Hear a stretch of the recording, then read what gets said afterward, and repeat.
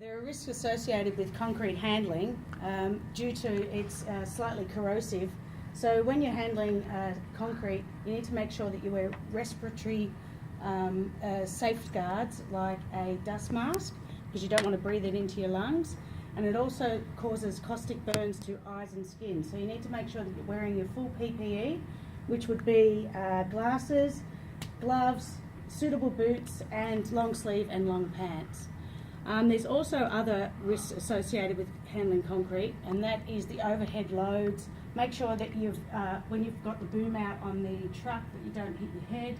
Also, when you're loading the truck, that you don't surpass the loads that are allowed on the Victorian roads, and don't overload the truck for its own personal loads.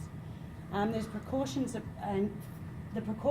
and transportation. Concrete has three states: the plastic state, setting, and hard. The only state that we want to work with is plastic state. It's the only state that we can work with.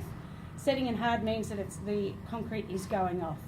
So one way that we combat that is we keep delivery time to a minimum, deliver in the cool of the day, so the beginning of the day if possible, and we deliver the concrete in trucks with a rotating barrel. Now we do that for several reasons. It stops the water settling due to vibrations, and it stops the aggregate segregating and separating out, because what would happen is the aggregate would drop to the bottom if it was, say, a flatbed truck or something. So this actually helps to keep the cement fused together and keeps it in that plastic state longer, so that when we get to the job, it's a product that we can actually sell and use.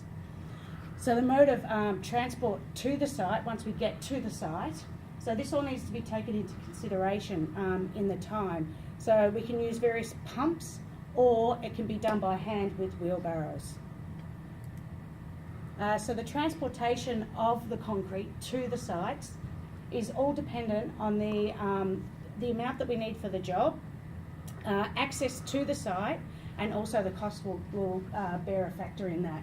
So always transport concrete as little as possible to reduce the problems of segregation and waste. So the bigger the truck, the more it will segregate.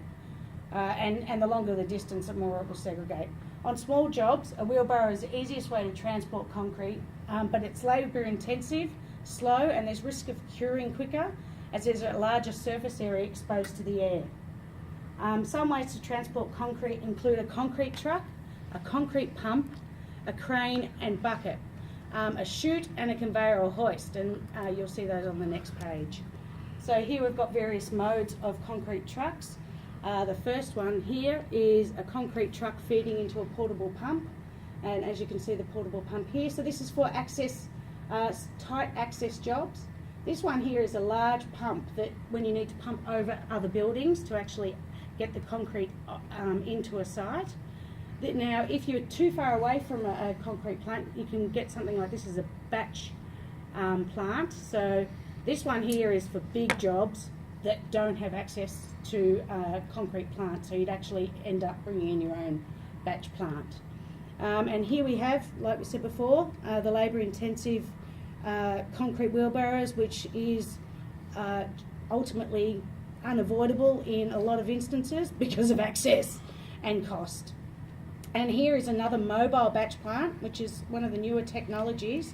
So you've got the bucket here, it picks up aggregate, sand, pops it straight into the chute, mixes up, you add the water, and then it comes out of this chute, and it's all done on site. That's a great innovation, seeing as though we use concrete in so many things these days. Transportation, some ways.